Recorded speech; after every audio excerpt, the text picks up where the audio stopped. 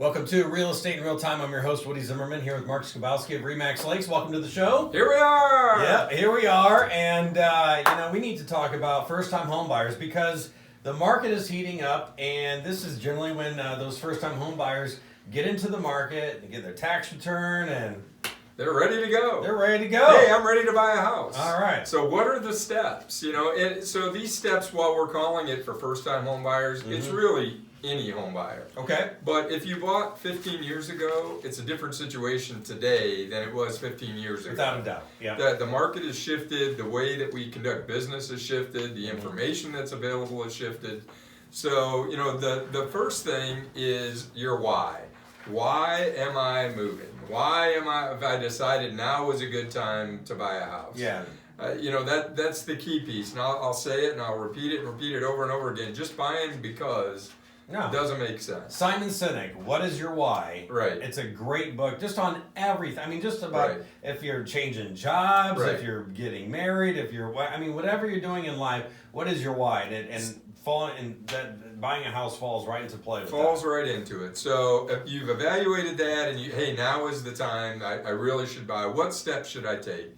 Well, as we talk about repeatedly on the show, make sure you know where your credit score is. Right. Have your credit in good order. Have on-time payments. That's all the stuff getting ready for this. Mm-hmm. A late payment, something like that can really hurt your credit score. Sure, yeah. Which ultimately can cost you more money when you're going to finance because the interest rates are going to be a little bit higher. Mm-hmm. So that part of the preparation and getting ready to buy is not only setting money aside, try to have some funds available in the bank because once you buy, there's always things that are going to go on. And during the buying process, you're going to have to spend money. It isn't like even if you're doing 100% financing, you're still going to have some out-of-pocket costs go up to closing. So, get your credit score in order, keep your payments on time, just be a good credit risk. I'm not a financial planner or any of that stuff to tell people, hey, you need to buy this, don't buy this. But the bottom line, if you're thinking about buying a house, it's probably not a good time to go out and buy a four-wheeler. Right. Or, to buy a brand new car. Mm-hmm. And why am I saying that? Now, if you're paying cash for those things, hey, hallelujah. But if you're financing those pieces, all of those things that you are getting, increasing your debt on are going to impact the amount of money that you can borrow to buy a house. Mm-hmm. So, think about that before you see the commercial of the boats, because they start this time of year, the boat show, show, all of that stuff. They're out there, hey, buy a boat, live the good life, 100% finance. You can finance boats for 25 years now. Sure. Right? Mm-hmm. So, before you do that, before you pull the trigger on those things, if you're thinking about buying a house, stop. Don't do that. Right. And this is stuff, it is common sense. It is. But it's stuff that we don't think about. When you are, say, a first-time home buyer, you're not thinking about that. You're looking at furniture, like, I want this furniture to go in my house. Right. Can I buy that furniture now? Wait until you get the house. Wait until you get the house, till you've closed on the house. Yes. Till you've closed on the house. Don't put the cart before the horse. Right. If your objective is to buy a house, get your credit in order, be fiscally responsible, save as much money as you possibly can because you're going to have unexpected expenses along the way.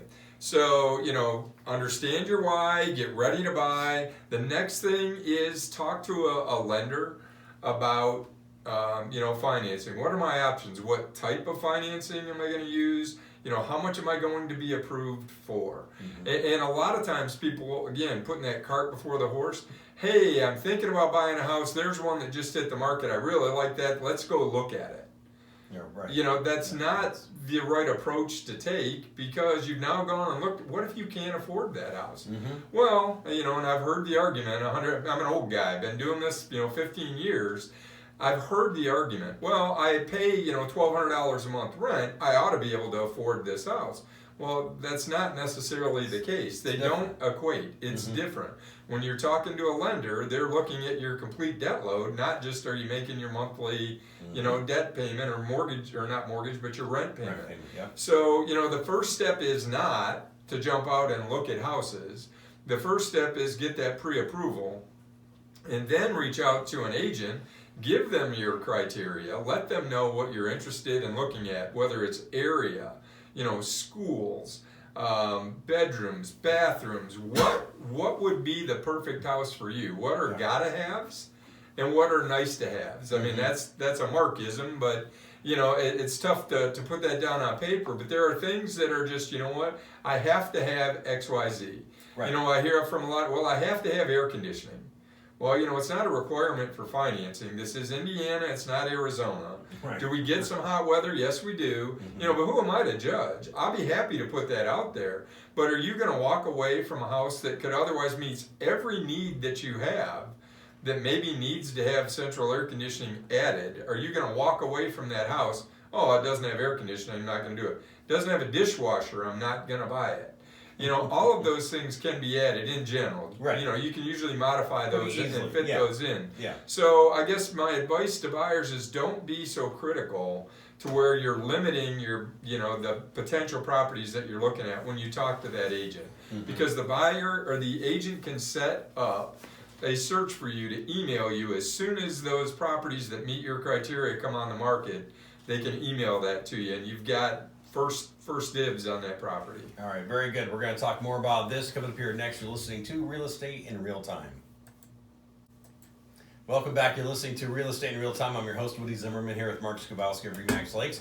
And we're talking about first-time home buyers, and a lot of the information that we're talking about pertains to everybody. And like what we said in the last segment, is that for some people, the last time you purchased a house was 15 years ago. Right. So it's kind of like you're playing in that first-time home buyer world because the criteria, the market has changed. Everything has changed over the past 15 years. So talking about some really good information here as we go into this segment. But with first-time home buyers, we mentioned that you should talk to a lender first. To talk to a lender first, get that pre-approval so you know what ballpark are you playing in. Right. In my old thing, and it won't mean much to many folks, but if you don't look at a Caddy if you can only afford a Chevette. Back in the early 80s, Chevrolet had the Chevette. Oh, yeah. That itty-bitty car, which I got in one of those one time. I had friends who had them, yes. Me too. It didn't fit me. The seat didn't go, I'm not a giant, but the seat didn't go back far enough. Yeah. That's all I could say. Yeah, so, know what ballpark you're playing in. And something that's realistic. So not only the price that you can afford, but the type of financing, because that'll impact some of the homes. When you talk to an agent about getting that search set up, when I say talk to an agent, some people aren't ready yet to talk to an agent. They're thinking about it. They've got the pre-approval. I'm not saying, hey, if you want to, consider buying homes, there's nothing wrong with looking on the internet. But what I would suggest if you're going to do that is go to realtor.com. Please do not use Zillow to look out there. Zillow has got a way, part of their marketing strategy is they put things that are called pre-foreclosures out there. Okay. What that means is people are behind on their payments. They're not even on the market, but yet they look like they are available to purchase. Pre-foreclosure, they're not available. There's not going to be available anytime soon. So you're getting yourself all worked up to see properties that probably aren't available. Okay. So, Realtor.com updates every 15 minutes throughout the day, anything that's listed by an agent. Now, I say don't go to Zillow. The only thing that you'll see on Zillow that you will not see on Realtor.com, which is legit, are for sale by owners. So people that are selling their homes on their own, they've put them out on Zillow. The only thing I can say is for a first-time home buyer, I don't necessarily recommend that being your first foray into trying to buy a home, which is reaching out to that seller on your own, trying to negotiate the contract on your own when you've never bought a home before. Right. And it's so easy. Well, it is, but some sellers can be difficult, just like some buyers can be difficult. There's a lot of stuff in the background that agents do that you just don't see that. Having the contracts that make sense, that are fair to both sides. And make sure time frames are on track, making sure you're buying a house that really makes sense for you. Did you think about this? The agents are advising you along the way, and that's really where the value comes in versus, I can go buy this house direct from the owner all on my own. buyer beware. That's all I can say when it comes to that. Right, because you think you're saving that whatever 6% or whatever it may be in commission fees, but when you sign for that property, you're signing basically, it's a book. Yeah. You know, and I don't know what's in there. Right. But you know what's in there a heck of a lot more than what I do. Right. And for buyers, what a lot of them don't understand is that the seller is actually paying the commission. Mm-hmm. So the agent that's working for you, you're not necessarily paying them. Now there may be a transaction fee, which is, you know, pretty minimal in the grand scheme of things.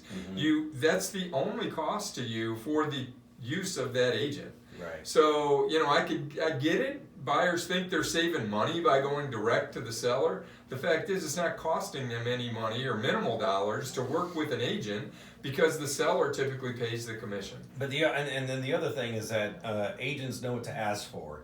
You know, if they're going to ask for like the washer and the dryer, the appliances, things like that, they know what to ask for and they know how to ask for them, okay? They can advise you on negotiation, and that's one of the biggest pieces that we do. Right, and by and large, an agent can save you a lot of money in that art of negotiation. Absolutely. And then they're worth their weight in gold, as far as I'm concerned. In my experience, they're worth their weight in gold when it comes down to that, because they can save you money where you think you're going to save money. But but you also just hit the nail on the head, because as a buyer, you're not paying that commission. No, the seller's paying the commission. Again, there may be some fees, but you know, when you get a loan, there's fees. Mm-hmm. You know, there's dollars that you pay along the way. So it's a relatively small investment for some pretty good advice along the way. Mm-hmm. And again, you're not paying big dollars for it. You're actually probably going to save money or headaches. Mm-hmm. And how do you put a dollar value on headache? Right. You know, that's the tough piece to all of this. Is, you know, I get it. Hey, we all want to save money, but saving money, you know, dropping dollars to save dimes or pennies doesn't make any sense. Mm-hmm. So, you know, again, from a buyer's perspective, get that pre-approval. If you need to search online or you're not quite ready to go out and look at property, you know, preview on realtor.com, get a good idea what the marketplace is, then reach out to an agent, reach out to one agent, and work with that agent. If you need to interview a couple, fine. You know, I mean, that's out there. Oh, you need to interview 3 agents. What are you going to ask them? Mm-hmm. And are you skilled enough to go ahead and interview to where you're ultimately going to get a better result? Mm-hmm. You'll get a feel. Is this person going to help me or not? What's their objective in trying to do this? So pre-approval, look before you go out and look, grab an agent and work with one agent, and ultimately, hopefully, you'll have a successful foray into buying your first home. All right, that's right. Figure out your why. Okay, very good. All right, Mark, your contact information? Sure. Website's lakes-realtors.com. The phone number is 574-834-1233. Can always email me at markskibowski@remax.net. Okay, awesome. Great information. Thanks a lot, Mark. You've been listening to Real Estate in Real Time. Have yourself a wonderful weekend.